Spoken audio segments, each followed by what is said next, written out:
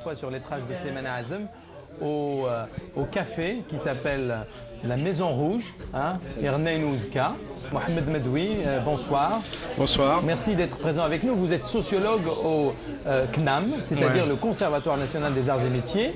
Alors, vous ne travaillez pas spécialement sur des thématiques type Slimane Azem, mais vous pouvez nous donner votre éclairage sur Slimane Azem. Voilà. Absolument, c'est vrai que vous avez bien raison de le préciser. Je suis ici plus... ce qui m'intéresse chez Slimane, bien sûr, c'est sa chanson, mais c'est surtout les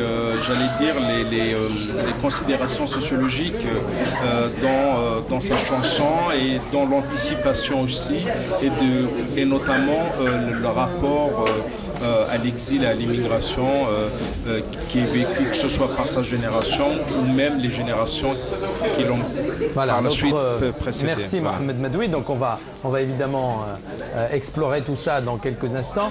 Je vous présente Youssef Ziren. Est-ce qu'on doit vous présenter Youssef Ziren? Youssef Ziren est journaliste, écrivain. Il est donc l'auteur par exemple de ce livre que je vais trouver ici qui s'appelle La vie est un grand mensonge. On n'en parle pas aujourd'hui, mais je vous promets qu'on en parlera dans cette émission, qui est un roman qui est paru en Algérie, qui a eu un franc succès. Youssef Ziren va aussi, avec son point de vue d'écrivain, aussi de quelqu'un qui connaît bien on va dire la culture berbère et qui est sensible au travail de Slimane Azem, va nous éclairer sur Slimane Azem. On va essayer. On va essayer, très bien.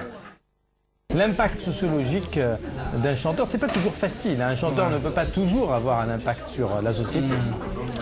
Ce qui est très intéressant avec Slimane Azem exactement, c'est que c'est vrai qu'il a d'abord axé sa chanson, d'ailleurs la première chanson à Mohamed, c'était d'ailleurs un appel à l'exil ou à l'immigration. Bon, c'est vrai que première chanson dans les années 1940. Je crois qu'en 1900, vous avez raison, c'était la première chanson qui était déjà à l'époque du colonialisme français, qui était déjà le début de la déstructuration de la société paysanne kabyle, et à partir de cette chanson, il met en quelque sorte le processus d'exil ou d'émigration vers la France a été conséquent, qui va prendre une ampleur beaucoup plus importante évidemment après l'indépendance. C'est que cette chanson va déjà, à mon sens, augurer de l'idée selon laquelle l'immigration est en quelque sorte la seule solution possible pour perpétuer la tradition paysanne ou la tradition paysanne kabyle. C'est-à-dire, c'est partir en France, gagner un peu d'argent et revenir mais en même temps pour aider les siens. Absolument. On va voir déjà à partir de cette chanson qu'il a écrite, je crois, dans les années 40. Il l'a compris déjà en 1940. Voilà, il a compris que finalement, ce qu'on appelle le Rorva, c'était déjà, il augure déjà que c'est un processus lent et probablement non seulement long, complexe et peut-être définitif. C'est-à-dire que avec l'idée de dire que finalement, bien sûr, on voit très bien toute la douleur que véhicule le fait de quitter son pays et la violence avec laquelle, enfin la confrontation avec la société d'accueil, la société française. Donc on le voit déjà, et à partir de cette chanson-là, il va mettre ce que Abdelmalek Sayad, un autre sociologue va définir, enfin va théoriser dans ce qu'il appelle la première génération, le premier âge de l'immigration, c'est-à-dire l'âge où tous les espoirs ont été mis dans celui qui part, dans Agharib, pour non seulement sauver la famille, mais sauver derrière la famille, sauver la structure paysanne entière, c'est-à-dire sauver l'agriculture, enfin, l'État paysan. Mais finalement, dans la réalité, tout cela n'est pas arrivé comme ça. C'est-à-dire que, historiquement, les paysans ont disparu avec le temps. Bien sûr, c'est vrai la que... La paysannerie, on va dire. Ouais. En tout cas, la paysannerie a commencé déjà avec le colonialisme, la déstructuration des structures paysannes, avec les campagnes d'expropriation des colons, l'expropriation des paysans. Et c'était aussi le système colonial, c'était voulu, donc c'est-à-dire essayer de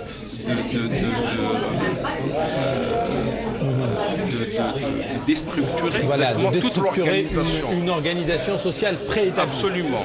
Et historiquement parlant aussi, il y avait tout ce mythe aussi.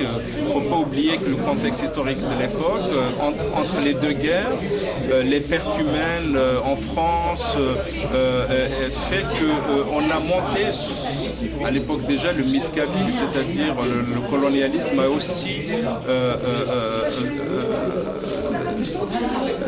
aussi travaillé ce mythe du kabyle travailleur. Donc il va encourager ce processus paysan, ce processus de l'Orba, d'émigration.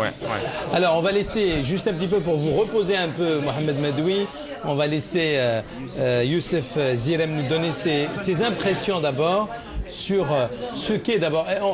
Je vais vous poser une question extrêmement simple. On va revenir probablement tout à l'heure sur la sociologie, sur ce qu'est pour vous un type, j'allais dire, comme Slimane Azem.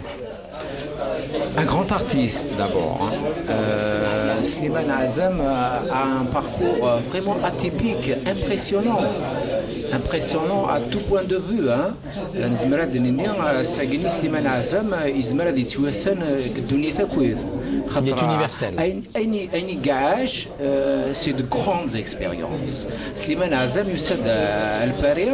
en 1937, en janvier 1937. D'ailleurs, il va mourir en janvier 1983. Voilà, le 28 janvier. Voilà. 1983, ça fait 23 ans. Début janvier, et il a fait ces deux derniers galas, deux derniers Olympia, donc le 29 et le 30 janvier 82. Voilà, c'est-à-dire donc le mois de janvier a gagné déjà, il joue une grande importance dans la vie de Slimane Azem. Slimane Azem n'a pas commencé à chanter, français, c'est un simple travailleur. Slimane Azem, il a même ouvert un café, je crois. Avant d'ouvrir des cafés, il a été, par exemple, aide électricien dans le métro de Paris. La RATP. Il a travaillé dans une usine à Issy-les-Moulineaux. Donc maintenant dans les Hauts-de-Seine, dans le département 92. Il a même été colporteur pendant 2 à 3 mois. Il avait il nous a été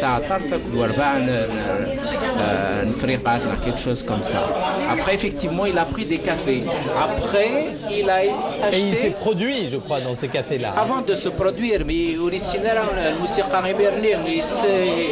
était jeune. Il s'intéressait au domaine de la musique. Mais bon, c'est grâce à son frère Wali, parce qu'il m'a donc ils ont vivé ensemble. Le fonctionnement, c'est l'indivision. Leur salaire, ils sont dans l'indivision. Ali était un personnage. C'était des bonnes français.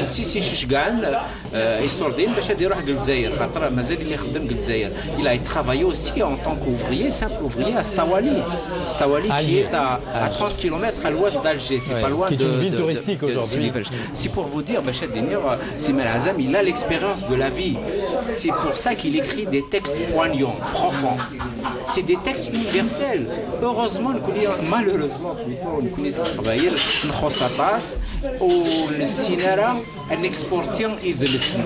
on ne sait pas exporter notre culture. Il faut qu'il y ait des traductions dans toutes les langues du monde. Il est inconcevable qu'un poète comme Slimane Azem ne soit pas traduit dans 100 langues au moins. C'est poignant, c'est l'expérience humaine. Il faudrait qu'on pense à ceci. Donc, plus tard, il va prendre des cafés. Il a pris un café dans le 15e arrondissement. Et effectivement, il s'est produit. Et donc il a commencé à chanter. Elle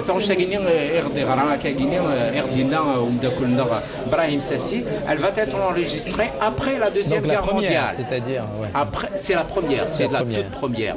Et déjà, on sent le poète. Parce que je suis sûr qu'il a travaillé son texte durant des années certainement. Il a même travaillé en Allemagne parce que les Allemands, les nazis, pointent dans l'Allemagne. Simen Azam a travaillé en Allemagne. Donc et vers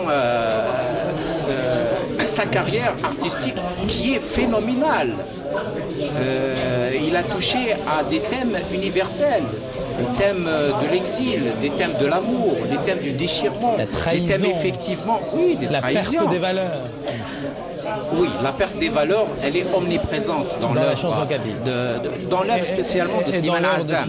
C'est pour ça que beaucoup de critiques, beaucoup on va dire de spécialistes de Slimane Azam l'assimilent à Simha Oumhand. Simha Oumhand, que le colonialisme a fait naître en tant que poète. Parce que c'est la déchirure, c'est le déchirement, l'errance qui en a fait de Simha Oumhand un grand poète, un illuminé, on va dire. Alors, effectivement, à cette période, déjà, le colonialisme avait donc déstructuré la société kabyle, pas seulement la paysannerie. Donc, c'est un processus qui continue. Pas seulement la paysannerie a été déstructurée. Donc, Slimane Azam en parle dans ses chansons, bien sûr qu'il en parle. Mais, à mon avis, le trait caractéristique de son œuvre est en rapport avec l'exil. L'exil est terrible pour nos ancêtres.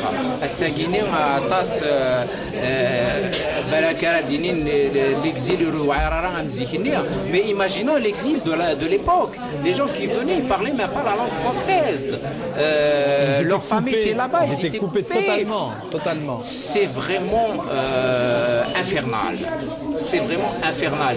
Et à Tessan Sahar, ils ont survécu, ils ont aidé les siens qui étaient là-bas. Et encore une fois, c'est quelque chose de phénoménal. C'est toute une génération. C'est de grands sacrifices. C'est des sacrifices sur des années et des années.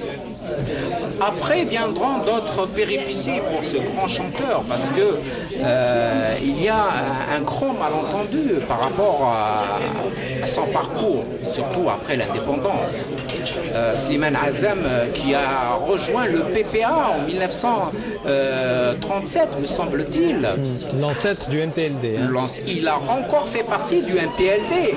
Et d'ailleurs, je ne suis pas spécialiste de Slimane Azam, mais bon, je vais dire un peu ce que je sais. Vous en avez l'étoffe, là. Non, j'ai pas l'étoffe, je ne suis pas spécialiste. Mais c'est notre culture, je pense qu'il faut connaître un minimum. Slimane Azam n'a pas été un membre du FLN, mais on peut dire qu'il a gardé des sympathies plutôt pour Messali Hajj.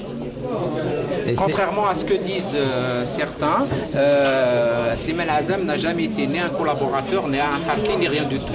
Donc les gens qui l'ont censuré après l'indépendance étaient complètement dans leur tort. Voilà, alors vous abordez un sujet très sensible. Oui, c'est un sujet très sensible, il faut en parler. Si on ne fait pas, nous tous, notre mea culpa, si on ne regarde pas réellement ce qui s'est passé, on n'avancera jamais. Il ne faut pas qu'on se dise, nous connaissons le travail, nous sommes les plus forts, les plus intelligents, les plus beaux, c'est faux. Il faut qu'on se regarde tel que nous sommes. C'est comme ça qu'on va peut-être s'améliorer. Donc, il y a des responsabilités, il y a des gens qui sont certainement kabyles, qui ont aidé cette censure. Matouglounès aussi a vécu la même chose. Matouglounès est un chanteur aussi phénoménal. D'ailleurs, il a hamli fatas Desliman et réciproquement. Desliman et Karas Matouche. Par sympathie, quoi. Et Matouglounès, il ne faut pas l'oublier, a été censuré par les médias d'Algérie pendant près de 20 ans. Il a fait sa carrière sans aucun média en Algérie. Ni Jarnamen, ni la chaîne 2, la chaîne Kabaïli, ni la chaîne 1, encore plus la télévision algérienne. Pas mal. Et c'est pas logique. Donc, censurer d'autres artistes, d'autres écrivains, d'autres journalistes. Donc vous êtes formel, il n'a pas été, il n'a pas j'allais dire, bu dans le verre de la trahison pendant la guerre d'Algérie, Slimane Azem? Tel que j'ai lu, tous les témoignages et les livres que j'ai lus, c'est impossible. ذا شو كان أين يخدمن ويثماس ماشي نسيتي خدمن فهمت أيثماس oui bien sûr Aïthmès c'est ses vrais frères ses vrais frères oui c'est par exemple ses vrais frères on va نقرا بالك يسمعونا خير mais ses frères qui ont été effectivement dans le camp Harki. Mais lui, non. Donc voilà un peu la problématique. D'ailleurs, Slimane Azem, de son vivant, a écrit une longue lettre au ministre algérien de la culture de l'époque où il expliquait son cas, où il disait que lui qui avait des problèmes déjà au début des années 50 avec les autorités, les hautes autorités françaises, pour particulièrement quelques chansons imprudentes, Frayajrat Dabourti, il ne peut pas, il est inconcevable qu'il soit, soi-disant, comme disent certains, un collaborateur. Voilà. Merci, on va revenir donc à l'impact, encore une fois, de ces malades. Oui, Mohamed Madou. Oui, si vous permettez, juste pour rebondir sur ce que vient de dire Yousef Azem, c'est vrai que il est très difficile, effectivement, de faire la part des choses, mais je crois que il y a dans les mémoires de Ali Zamom, il confirme ce que tu viens de dire, effectivement, ce que Slimane Azem a été membre de la fédération du PPA en France, et que pour l'épisode effectivement de l'énéon Idad Fransana, bon, c'est pas vrai, bon, bien que effectivement peut-être des membres de sa famille, y compris ses frères, l'ont fait, mais il faut dire aussi que le régime algérien a beaucoup, enfin le régime, j'allais dire le premier, enfin les premières années de l'indépendance, a beaucoup utilisé effectivement cet épisode-là, à mon avis, pour le bannir. Pour le bannir, mais en réalité, c'est plutôt peut-être sa chanson qui dérangeait plus que c'est, j'allais dire, ses alliances ou son passé, voilà. Donc, il faut quand même insister sur ce point. Je pense que le régime avait peur d'un Slimane Azem qui va peu à peu, grâce à ses chansons et à son aura, de contribuer à la conscientisation des Kabyles en particulier. Et on a vu certaines chansons, par exemple, par exemple, ou je crois, le perroquet, c'est-à-dire l'absence de critique, c'est-à-dire cette espèce de... c'est une critique vis-à-vis du régime, c'est-à-dire un régime qui ne respecte pas la liberté d'expression, qui ne respecte pas aussi la spécificité culturelle kabyle. Ça, de toute manière, dans les années 70, tout le monde savait que Slimane Azem était dans la contestation du régime, mais il était reconnu comme ça par les Algériens qui l'écoutaient en cachette. Voilà. Ouais, je laisse Youssef a quelque chose à nous dire. C'est juste pour dire à Amsley, effectivement, Slimane Azem est un chanteur engagé. Pratiquement toute son œuvre est engagée. Lui-même, il a dit à propos de cette censure par, on va dire, les décideurs algériens,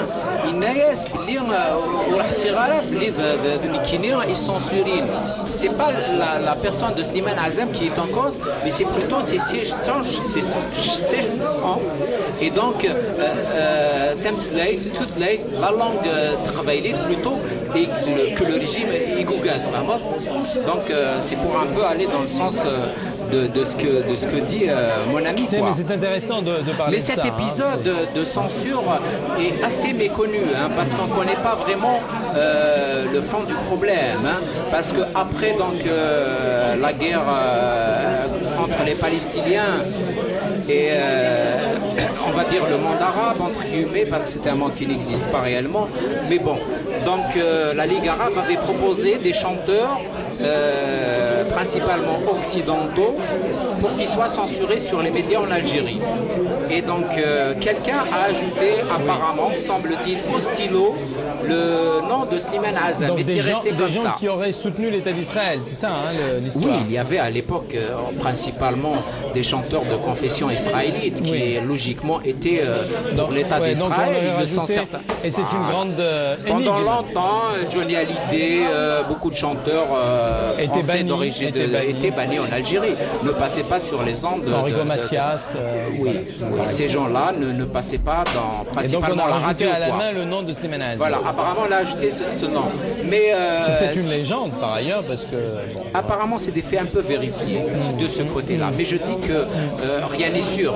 On connaît comment fonctionne l'Algérie, c'est difficile de vérifier ce genre d'informations. Un peu étonnant, un peu beaucoup en réalité, c'est qu'il n'y a pas eu de protestation au sein même de la chaîne 2 pour cette exclusion de l'un des leurs. Peut-être du meilleur. Dans la société kabyle, entre guillemets, Slimane Azem est resté un chanteur en tout cas, extrêmement populaire. Et les gens chantonnaient ces chansons interdites dans la rue. C'est extraordinaire quand même. Le phénomène est absolument incroyable. On n'a pas réussi à le faire taire. Oui, parce que, on l'a dit tout à l'heure, peut-être le 19e siècle a accouché de Si Mohamed Mohammed, enfin bon, vraiment la littérature. Le grand poète. Le grand poète, et c'est vrai que le 20e siècle, on peut vraiment dire qu'il a été marqué en tout cas par la personne de Slimane Azem. Et encore une fois, c'est que quelles que soient toutes les manipulations, tout ce que le pouvoir politique ou les pouvoirs publics ont essayé, on ne peut pas la chanson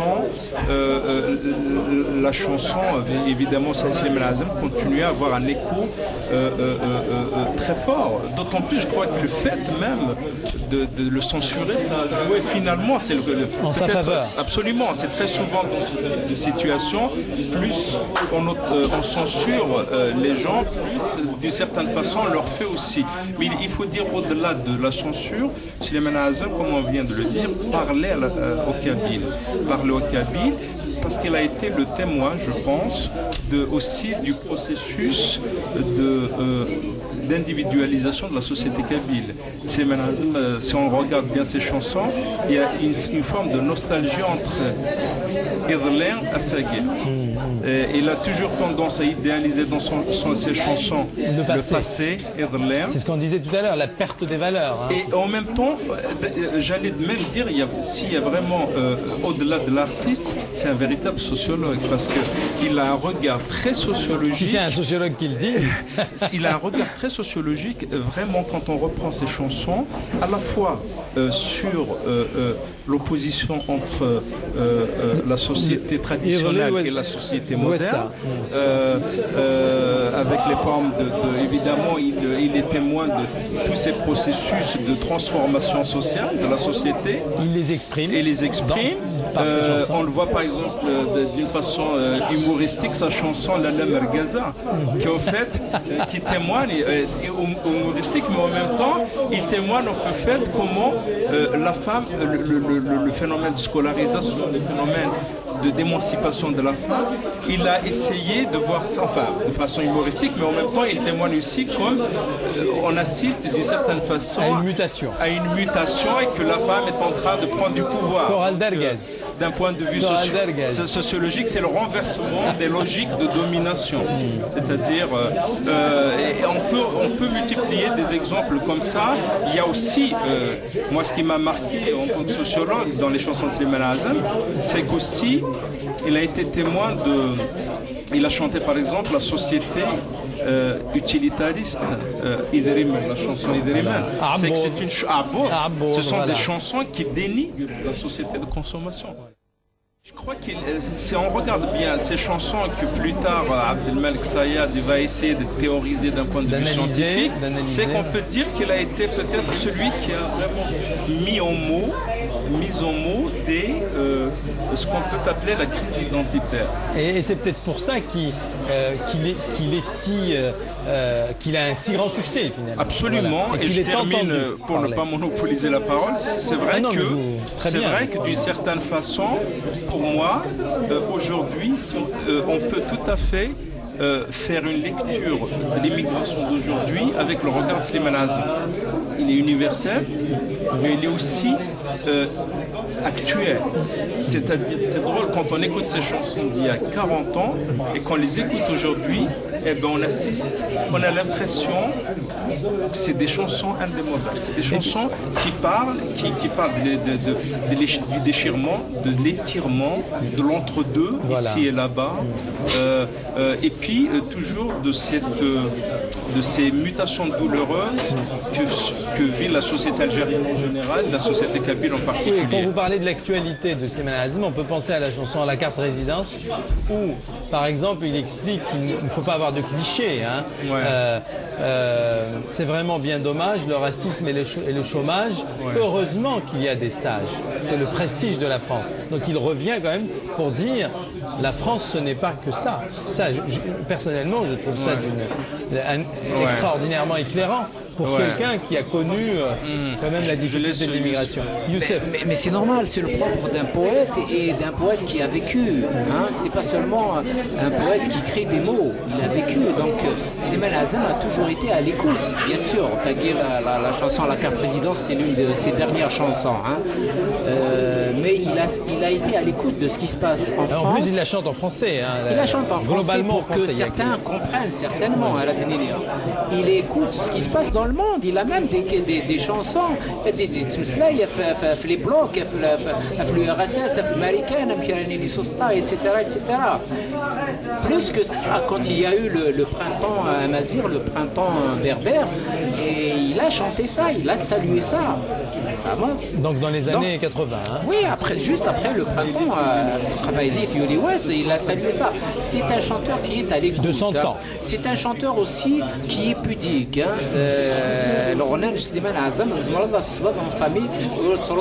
Voilà.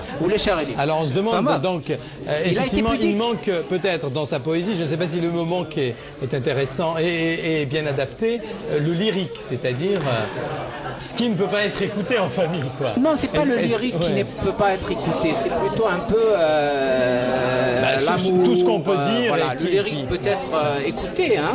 On peut parler des vagues, de la nature et être lyrique. Tahar Benjeloun, qui est écrivain marocain, est très lyrique, même s'il réécrit le même livre plusieurs fois, mais il est toujours lyrique, on peut toujours le lire.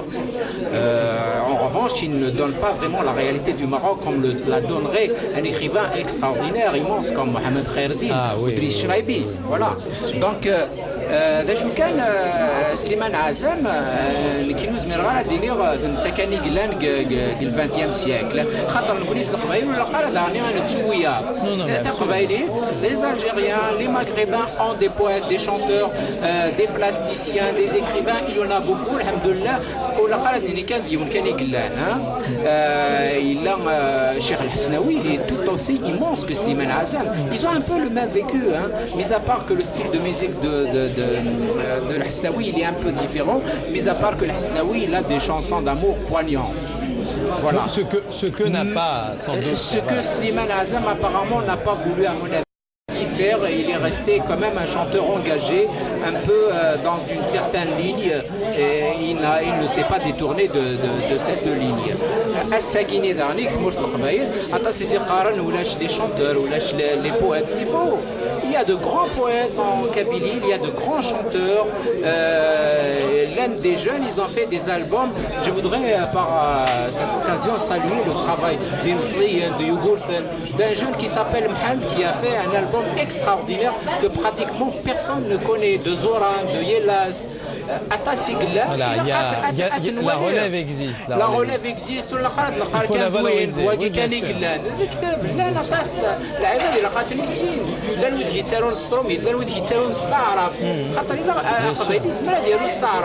Ils écrivent de très bons livres, de très bons romans en arabe. Ils sont kabyles, ils sont berbères. Donc, il n'y a rien. c'est vrai que Slimane Azam, comme je le disais tout à l'heure, c'est un poète et chanteur, compositeur marquant, incontestable. Matoub Lounès a repris Slimane Azam. Il l'a repris très bien. Très bien, d'une autre façon. Oui, d'une autre façon. Il l'a actualisé. Peut-être qu'il l'a fait connaître à certains jeunes qui ne connaissaient pas Slimane Azam à l'époque. Par exemple. Mais bien sûr. Il n'y a pas de traduction. Nous n'avons pas réussi à exporter cette culture.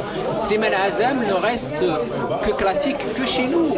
Et d'ailleurs, il ne l'est même pas pour les arabophones d'Algérie ou du Maroc. C'est quand même gravissime. C'est gravissime. Bien sûr que c'est gravissime. Bien sûr que c'est gravissime. Alors que Slimane Azam, celui qui lui a appris un peu, on va dire, l'arrangement, la musique au départ qu'il a lancé, c'est un arabophone. Oui.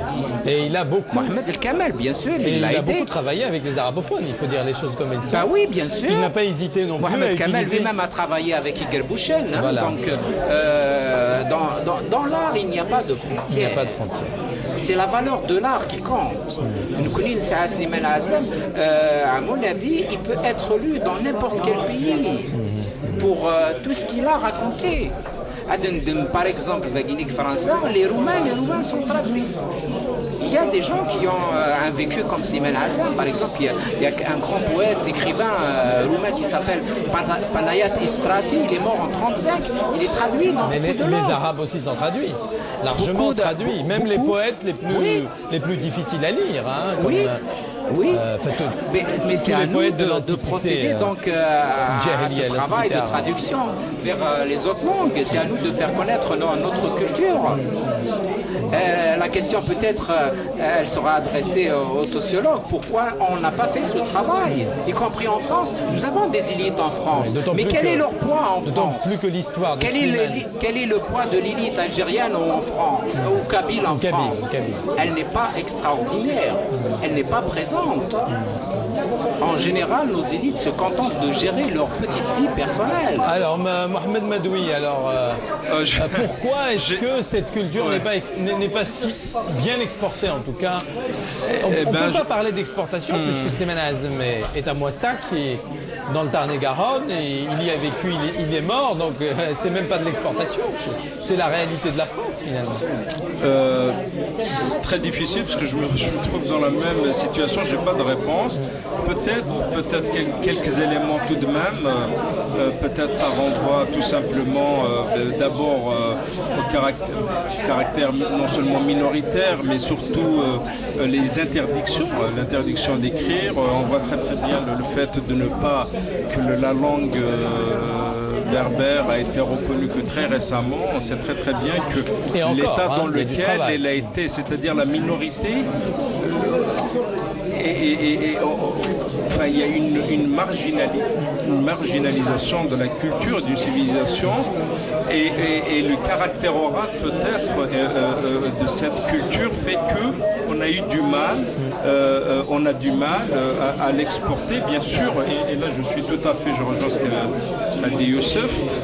Bon, évidemment, le rôle des élites, que ce soit en Algérie ou en France, c'est vrai qu'il n'y a pas de travail qui a été fait dans ce sens. Je pense qu'on est tous, individuellement, responsables,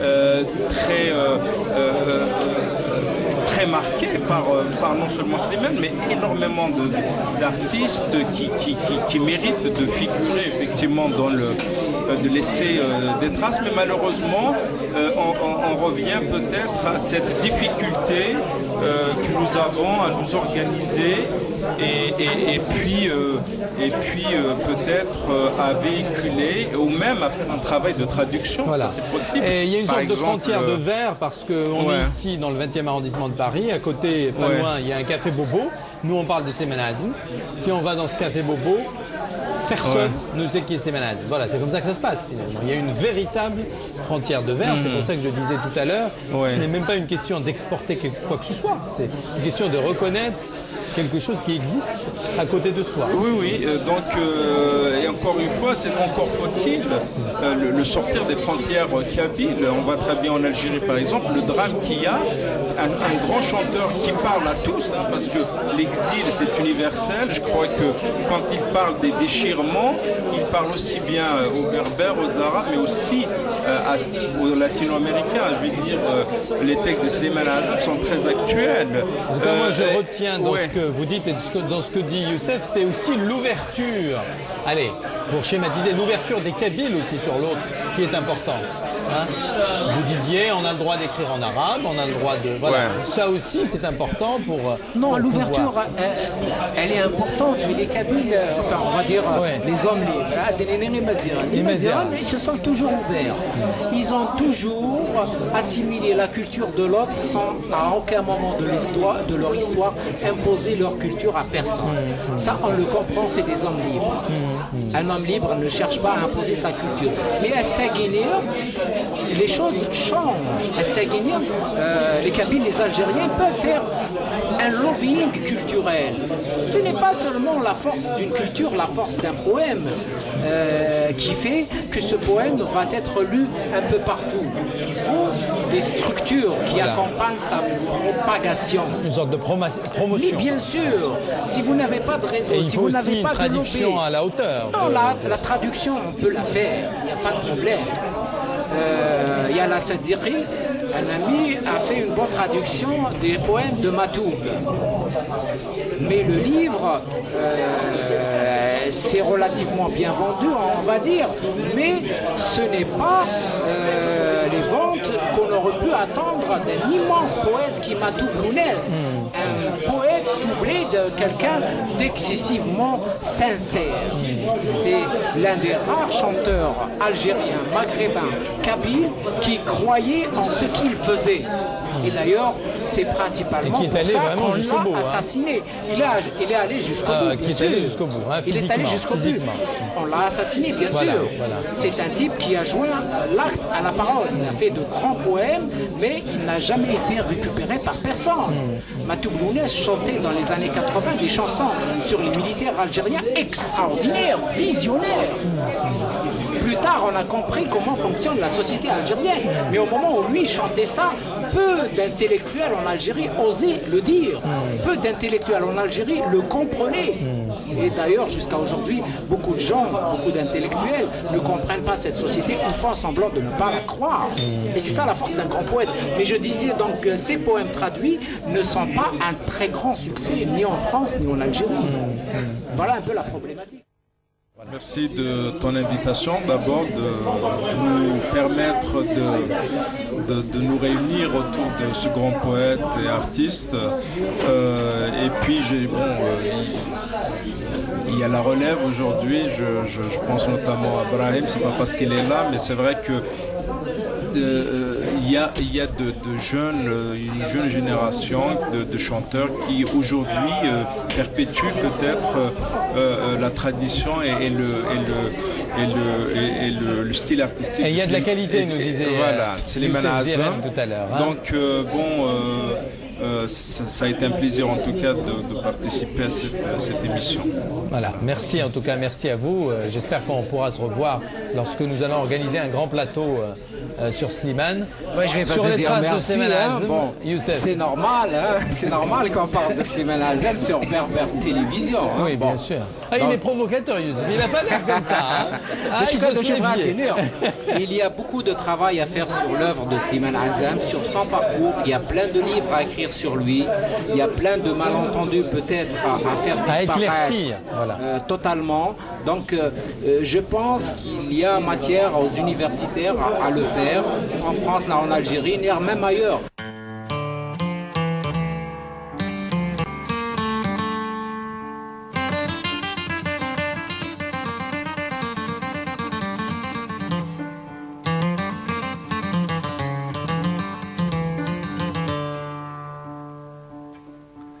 شفي غمسة سميد روحا مدرف ذا في بالي زين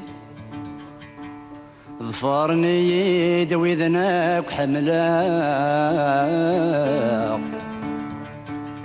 يما كذب بادي سين نثني سرون مذنك حزنا مدن مصفراق جيغ ثندين أمزون دلموثا يموثا ميدي حار البحار كين ثمورثي وثي نازيزن جيغك من بلا البغيو ماشي ذني كي اختارن كي قران ذي البختيو نكزد غاغن النظام ما ذكميني تزداد ذولي